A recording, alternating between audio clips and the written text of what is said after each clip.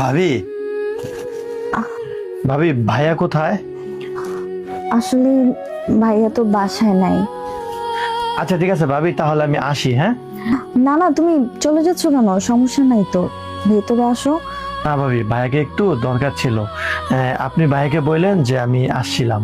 বাসায় অন্য কেউ নাই, তার মধ্যে আবার আমার শরীরটা অনেক বেশি খারাপ লাগতেছে। আরে কি বলেন ভাবি, আপনার শরীর খারাপ হচ্ছে? আচ্ছা আমি ডাক্তার ডাক দিয়ে আনি। হ্যাঁ ডাক্তারের প্রয়োজন নাই, তোমার প্রয়োজন আছে। তুমি আসো, তাহলে সবকিছু ভালো হয়ে যাবে। ভাবি, আপনি এগুলো কি বলতেছেন? ভাবি আপনার কি মাথা ঠিক আছে? তুমি এভাবে রিয়েক্ট করতেছো কেন? এখানে তো শুধু তুমি আর আমি আছি, বাইরের কেউ তো আর জানবে না। না ভাবি, আপনি এরকম ভাবে বললেন না। আমি আমার ভাইকে কখনো ঠকাতে পারবো না। শোনো, তুমি যদি এখন এখানে না আসো, তাহলে আমি কিন্তু তোমাকে মিথ্যা অপবাদ দিব। ভাবি, আপনি এগুলো কি বলতেছেন আবারও? দাঁড়ান, আমি এক্ষুনি আমি সবাইকে বলে দিচ্ছি। আমি আমার ভাইকে এখনই সব বলে দিব। দাঁড়ান।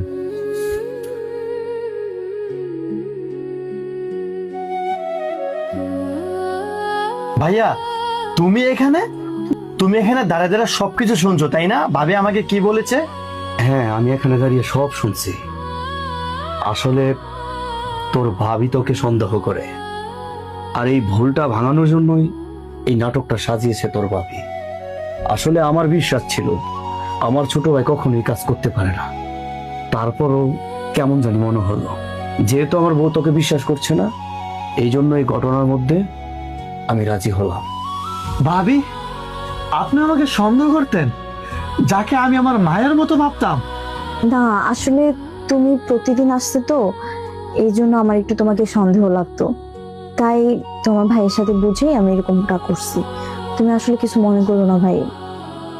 আর ভাইয়া, ভাবি তো পরের ঘরের, তুমি তো আমার নিজের রক্তের। তুমি তো জানো যে তোমার ছোট ভাই কেমন।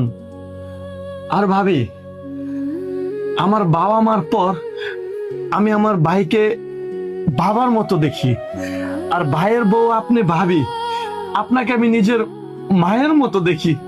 আর সেই কিনা আমাকে নিয়ে আপনারা এইসব ভাবতেন? ভাইয়া, তাহলে আমি এতদিন তোমাদের কাছে সুন্দর পাত্র ছিলাম? ভাবি, হাতের কিন্তু 5টা আঙ্গুল এক না। আর আমি আমার ভাইকে অনেক ভালোবাসি। ভালো থাকেন। ছোট মহিমা, আসলে সবাই না এক সমান না। শোনো, আমি আসলে এই পরিবারের মধ্যে তোমাকে সবচেয়ে বেশি ভালোবাসি। আমি চাই না কোনো কারণে তোমার সাথে আমার